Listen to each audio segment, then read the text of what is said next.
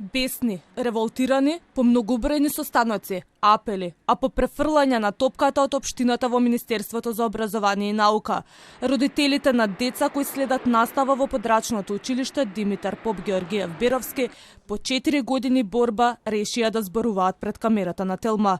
Велат, децата со години учат во лоши услови, со раскопан двор, а физичко образование немаат.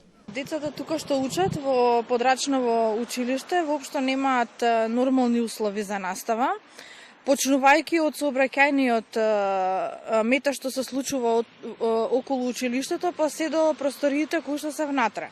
Децата учат веќе со години во преградени училници, кои што се по никакви стандарди, значи немаат воопшто простор за нормално одржување на наставата. Побарано беше да се стават легнати полицајци на улицата или да има сообраќаец кој што ќе им помогне на децата да влезат во училиштето. Меѓутоа до ден денеска немаме одзив на тоа нешто.